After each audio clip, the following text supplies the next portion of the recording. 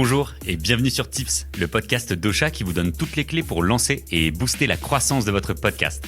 Moi c'est Robin et je suis super content de vous retrouver pour cette rentrée. J'espère que vous avez passé de bonnes vacances et que vous avez bien fait vos devoirs d'été pour lancer ou développer votre podcast parce qu'on repart pour une saison 2 de Tips. Peut-être que parmi vous, il y en a qui ont profité de leur été pour imaginer leur podcast. Peut-être qu'il est d'ailleurs déjà dans la boîte. Peut-être qu'il est même déjà prêt à être dévoilé au monde entier. Si c'est le cas, c'est parfait. Le thème d'aujourd'hui va vous permettre de diffuser enfin votre podcast partout. Parce qu'aujourd'hui, je vais vous parler d'hébergement. C'est souvent une étape assez floue dans l'esprit des futurs podcasteurs et podcasteuses. Mais honnêtement, c'est plutôt normal. Quand on se lance dans l'aventure, on n'est pas obligé de tout connaître. Un hébergeur, ça sert à deux choses. À gérer et stocker toutes les informations de votre podcast et à diffuser votre podcast partout. Première chose donc, la gestion de son podcast. Lorsque vous avez terminé l'enregistrement de votre nouvel épisode et qu'il est dans la boîte, vous devez le télécharger sur une plateforme d'hébergement pour créer un flux RSS. Un flux RSS, c'est un peu la carte d'identité de votre podcast. Dedans, vous allez y trouver toutes ces métadonnées, c'est-à-dire la description de vos épisodes, vos images, vos titres, votre nom et adresse mail, l'URL de votre site internet. Ce flux RSS, c'est ce qui va vous permettre d'être écouté sur toutes les plateformes d'écoute. C'est la passerelle entre vous et le reste du monde. Le pont, le lien, le trait d'union, le téléphérique. Concrètement, comment ça se passe ? Eh bien, lorsque vous téléchargez un nouvel épisode de podcast sur votre hébergeur, votre flux RSS se met à jour automatiquement. C'est-à-dire que votre fichier audio ainsi que toutes vos métadonnées sont ajoutées au flux. Les plateformes d'écoute comme Spotify, Deezer, Apple Podcast viennent alors checker de temps en temps s'il y a eu un changement dans votre flux RSS pour actualiser leur catalogue de leur côté. Et voilà, votre podcast est sur les ondes. Pour héberger votre podcast, finalement, vous avez 3 options. Première option, l'option gratuite. Pratique si vous voulez tester le concept de votre podcast avant de dépenser le moindre petit sou. Vous pouvez par exemple utiliser Google Drive. Le seul prérequis, posséder un compte Google. Avouez que c'est pas bien compliqué. Vous devez juste créer un dossier, déposer votre fichier MP3 et bien penser à ouvrir les paramètres de partage pour que tout le monde puisse écouter et télécharger votre podcast. Bien entendu, ce type d'hébergement gratuit est une bonne alternative à très court terme. Mais bon, si votre podcast est amené à se développer, ça risque d'être un peu trop limité. Deuxième option, l'hébergement bricolé, ou la technique dite MacGyver. Si vous avez un tout petit budget, mais beaucoup de temps devant vous, vous pouvez choisir de créer vous-même votre flux RSS. Je ne vais pas vous mentir, ça demande quand même pas mal de connaissances techniques et il faudra déterminer le type et la taille de serveur que vous souhaitez utiliser. Ce qui va impacter ça, c'est surtout le nombre d'épisodes que va contenir votre podcast et le poids de chacun d'entre eux. Cette technique ne coûte vraiment pas cher, certes, mais gardez à l'esprit que vous n'aurez pas les statistiques importantes de votre podcast et vous devrez mettre à jour manuellement votre flux RSS à chaque nouvelle sortie d'épisode. Ça peut vite devenir chronophage.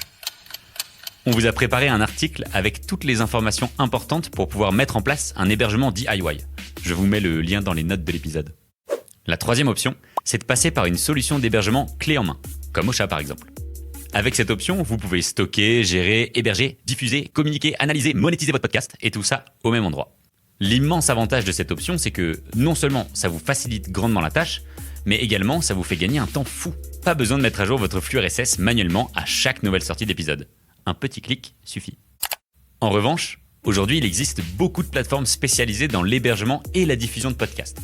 Pour choisir la plateforme qui correspond parfaitement à votre projet, soyez attentif aux spécificités de chaque outil.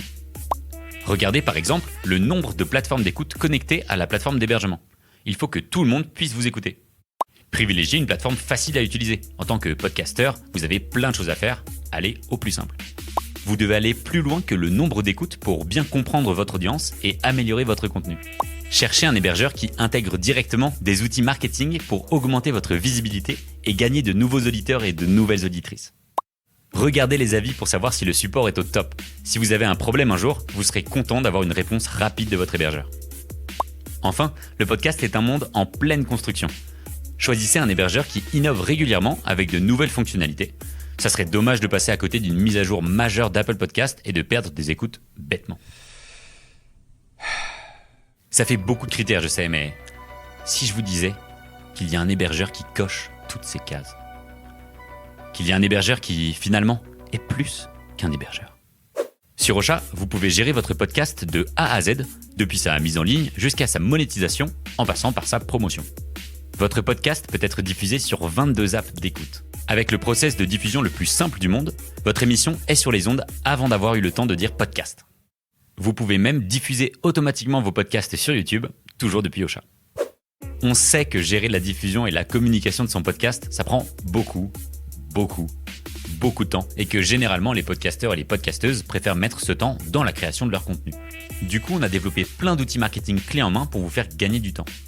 En hébergeant votre podcast chez Ocha, vous pourrez générer des extraits vidéo de vos épisodes avec votre cover et des petites audio waves stylées. Vous pourrez aussi avoir une page web 100% optimisée en référencement naturel pour faire plaisir à Google. Vous pourrez envoyer une newsletter automatiquement. Vous aurez un player audio à intégrer sur votre site web pour que vos visiteurs puissent écouter vos épisodes directement sur votre page. Vous pourrez partager vos épisodes avec notre Smart Link, un lien unique d'écoute qui redirige vers toutes les plateformes d'écoute qui référencent votre émission.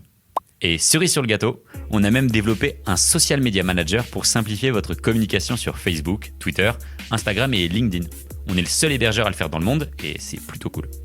Avec ça, vous pouvez partager automatiquement vos épisodes sur vos réseaux sociaux, programmer vos publications et même suivre leurs performances. Et voilà, cet épisode de Tips est terminé. On espère qu'il vous a plu. Si c'est le cas, n'hésitez pas à le partager autour de vous et à laisser un avis sur Apple Podcast et sur Spotify. On se retrouve dans 2 semaines pour un nouvel épisode de Tips. Attends, c'est comme ça que tu leur annonces qu'on change le rythme du podcast là? Bah tu voulais que je dise quoi? Bonjour, bienvenue sur Tips, on passe à un rythme bimensuel. Non mais pas comme ça, mais je sais pas, au moins donner une explication quoi. On se retrouve dans 2 semaines pour un nouvel épisode de Tips. On modifie un peu notre rythme de publication parce que maintenant on produit plein de nouvelles choses.